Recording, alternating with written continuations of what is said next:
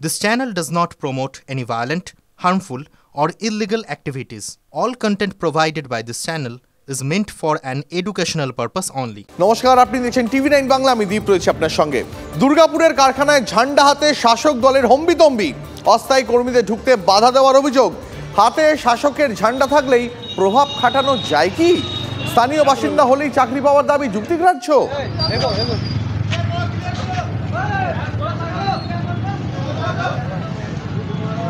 কি হয়েছে, আমাদের পান নেই, এই জন্য লোকাল লোকের দাবি, তারা চাকরি পাচ্ছে না, আমাদের জন্য বঞ্চিত হচ্ছে।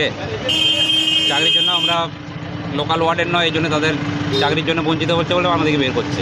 গত 8 বছর ধরে আমরা কাজ করছি। হ্যাঁ, তো আজ গেটে ঢুকতে দিচ্ছে না, বলছে কন্ট্রাক্টরদেরকে ডাকো, তারপরে তোমরা কাজে আসবে।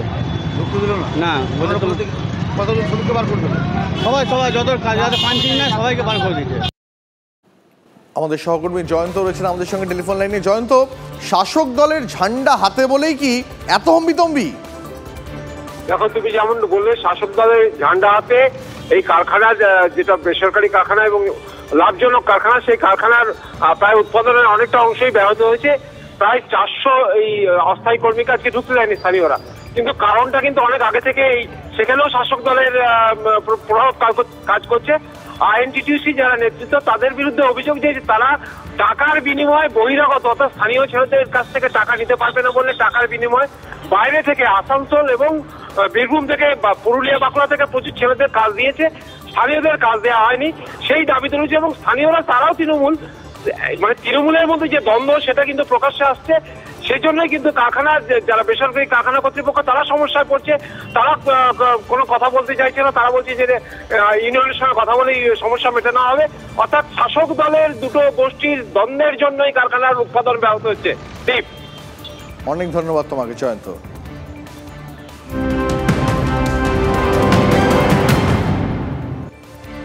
কিশোরীকে ধর্ষণের প্রতিবাদে নদিয়ার তেহট্টে অবরোধ, রাস্তায় আগুন জ্বেলে বিক্ষোভ, বাকি অভিযুক্তদের গ্রেপ্তারির দাবিতে প্রতিবাদ।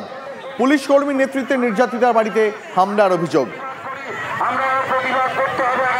সহকর্মী মহাদেব কুন্ডু রয়েছেন টেলিফোন লাইনে। মহাদেব, আজকে নতুন করে এই বিক্ষোভ কেন? দেখো, যেটা অভিযোগ গ্রামবাসীদের এবং স্থানীয় বিজেপি নেতৃত্বের, যে এই ঘটনার পেছনে রয়েছে রাজনৈতিক দলের একটি নেতৃত্বে যারা রয়েছেন, তাদেরই পরিবারের সদস্যরা এই কাজ করেছে এবং তার পরিবারের উপর হামলা, নির্যাতিতের পরিবারের উপর হামলা চালানো হয়েছে, মারধর করা হয়েছে। এই ঘটনার সাথে যুক্ত রয়েছে কলকাতা পুলিশে কর্মরত আর একজন পুলিশ কর্মী। এদেরকে গ্রেপ্তার করতে হবে। অর্থাৎ অভিযোগ যখন করা হয়েছিল, অভিযোগের তালিকায় 6 জনের নাম ছিল এবং আরো একাধিক বলা হয়েছিল। সেক্ষেত্রে মাত্র 3 জনকে পুলিশ গ্রেপ্তার করলো, বাকিদের কিন্তু এখনো পর্যন্ত গ্রেপ্তার করেনি। আর এই গ্রেপ্তার না করার কারণে কিন্তু তেহট্ট অর্থাৎ করিমপুর কার্য সড়কের ওপরে তারা কিন্তু বিক্ষোভ দেখাচ্ছেন, আগুন জেলে তারা বিক্ষোভ দেখাচ্ছেন এবং তারা প্রতিবাদ জানাচ্ছেন যে এই সকল ব্যক্তিদের গ্রেপ্তারের দাবি নেই। অনেক ধন্যবাদ তোমাকে, অনেক ধন্যবাদ।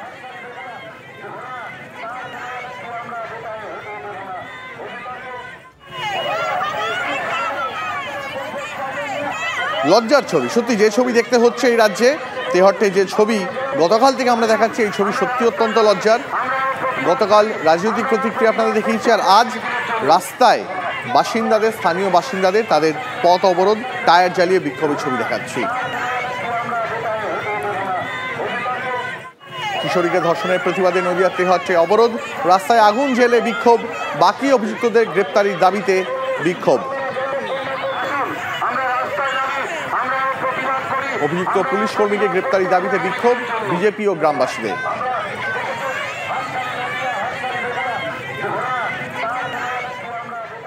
আর এই মুহূর্তের বড় খবর, ভোটের বাংলায় ফের বোমাবাজি। মুর্শিদাবাদের কান্দিতে পুরনো বিবাদের জেরে বোমা, আহত 4, 3 জন গুরুতর জখম অবস্থায় হাসপাতালে ভর্তি।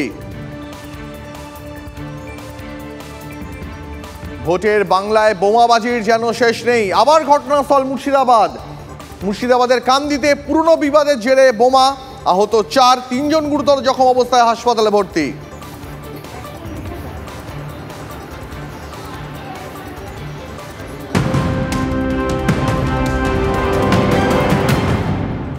মুর্শিদাবাদের মতন একই অবস্থা কোচবিহারেও। ভোটের মুখে ফের উত্তপ্ত কোচবিহারের দিনহাটা।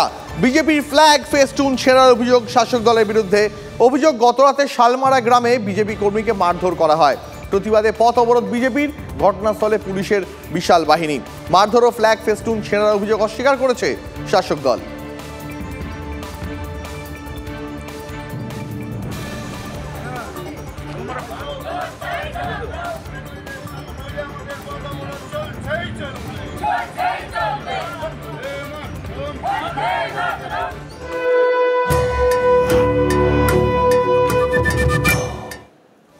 অভিষেক বন্দ্যোপাধ্যায়ের দপ্তরে যাওয়া নিয়ে অভিষেককেই পাল্টা নিশানা হিরণ চট্টোপাধ্যায়ের। অভিষেক বারবার ডেকেছেন, তাই গিয়েছি, দাবি ঘাটালের বিজেপি প্রার্থীর। অভিষেককে পাল্টা প্রমাণ দেখানোর হুঁশিয়ার হিরণের। 7 এপ্রিল ঘাটালে দাঁড়িয়েই অভিষেক দাবি করেন হিরণ তাঁর দপ্তরে এসেছেন, তৃণমূলের দরজা হিরণের জন্য বন্ধ। দাবি করেন শাসক দলের নাম্বার 2, আর আজ তারই পাল্টা দিলেন হিরণ। ওনার নাম ধরে বারবার ফোন করেছিলেন পিংলার বিধায়ক, বারবার একই কথা বলেছেন যে যিনি বলেছেন আমার সম্বন্ধে তিনি আমার সঙ্গে দেখা করতে চান এবং যাতে দেরি না হয় খুব তাড়াতাড়ি দেখা করি তার জন্য বারবার আমাকে অনুরোধ করেছেন এবং তার সমস্ত রেকর্ড আমার কাছে আছে। আর আমরা তো স্বীকারই করেছি, হ্যাঁ গিয়েছিলাম, দলের নির্দেশ ছিল যাওয়ার জন্য। শুভেন্দুবাবু বলেছিলেন যে হ্যাঁ তুমি যাও, দেখো কি বলছি শুনে এসো। আমি তো দল করি, আমাকে যা বলবে তাই করতে হবে। আমি গেছি, শুনেছি, এসে শুভেন্দুবাবুকে যা বলার বলে দিয়েছি। সিসিটিভি ফুটেজ ছাড়ুন, আমার কাছে যা রেকর্ড আছে যে আমাকে কতবার ডেকেছেন, কতবার উনি ডেকেছেন, কতবার ওনার নাম করে ফোন করে করে ডাকা হয়েছে, সব আমি দিয়ে দেবো, মানুষকে বলে দেবো, দেখিয়ে দেবো, তখন মানুষ জেনে যাবে যে সত্যিটা আসল কি। তৃণমূল নেতা শান্তনু সেন আমাদের সঙ্গে রয়েছেন টেলিফোন লাইনে। শান্তনুবাবু, আপনি শুনলেন হিরণ চট্টোপাধ্যায়ের বক্তব্য। তার দাবি অভিষেক বন্দ্যোপাধ্যায় তিনিই নাকি বারবার ডেকেছিলেন হিরণকে দেখা করার জন্য। দেখুন, আমি যতদূর জানি তিনি কোনো একটা মিউনিসিপ্যালিটি চেয়ারম্যান হওয়ার ইচ্ছা প্রকাশ করেছিলেন, সেটা তৃণমূল মেনে নেয়নি। তার কারণ শর্ত সাপেক্ষে তৃণমূলে যোগদান করার বিষয়টি উচ্চতর নেতৃত্ব ভালোভাবে নেয়নি। আর একটা জিনিস মাথায় রাখুন, যে দলটা 2011 সালে 184টা আসন পেয়ে ক্ষমতায় এসেছিল এককভাবে, 2016 সালে সেটা হয়ে গেল 211, 2021-এ সেটা হয়ে গেল 213 এবং এখন সেটা দাঁড়িয়ে প্রায় 225-30-এ পৌঁছে গেছে।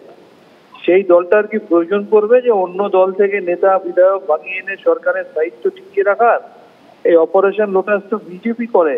তারা তো নির্বাচিত সরকারকে ভেঙে দেওয়ার জন্য মহারাষ্ট্র থেকে বিধায়ক নিয়ে গিয়ে আসামে গৌহাটিতে হোটেলে বুক করে রেখে দেয়। এই অপারেশন লোটাস করার প্রয়োজন বিজেপির পরে। অন্য দল থেকে বিধায়ক এনে সরকারের স্থায়িত্ব বাড়ানো বা আমাদের সংগঠনকে মজবুত করার প্রয়োজন হয় না, কারণ আমরা 3-3বারে নির্বাচিত স্থায়ী সরকার এবং আমাদের সংগঠন যথেষ্ট মজবুত। আপনাকে অনেক ধন্যবাদ। তৃণমূল নেতা শান্তনু সেন আমাদের সঙ্গে ছিলেন।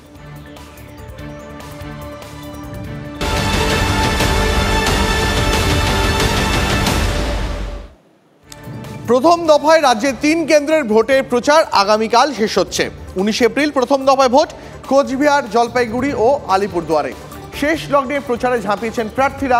আজ উত্তরবঙ্গে হাই ভোল্টেজ প্রচারের দিন। একই দিনে প্রচারে প্রধানমন্ত্রী, মুখ্যমন্ত্রী। বালুরঘাট ও রায়গঞ্জে আজ প্রধানমন্ত্রী নরেন্দ্র মোদীর জনসভা। ময়নাগুড়িতে আজ সভা মুখ্যমন্ত্রী মমতা বন্দ্যোপাধ্যায়ের। অন্যদিকে আলিপুরদুয়ারে রোড শো করবেন তৃণমূল সেনাপতি অভিষেক বন্দ্যোপাধ্যায়ও। আজ বিজেপি প্রার্থীর হয়ে কোচবিহারে পথে নামছেন দলের তারকা প্রচারক মিঠুন চক্রবর্তীও।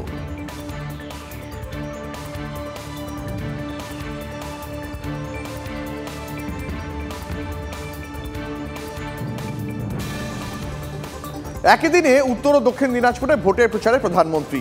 আজ বালুরঘাট ও রায়গঞ্জে জোড়া সভা নরেন্দ্র মোদীর। বালুরঘাটে প্রথম সভা করবেন নরেন্দ্র মোদী, বিকেলে রায়গঞ্জে সভা করবেন প্রধানমন্ত্রী। প্রায় 35 বছর পর দক্ষিণ দিনাজপুর জেলার বালুরঘাটে কোনো প্রধানমন্ত্রী আসছেন।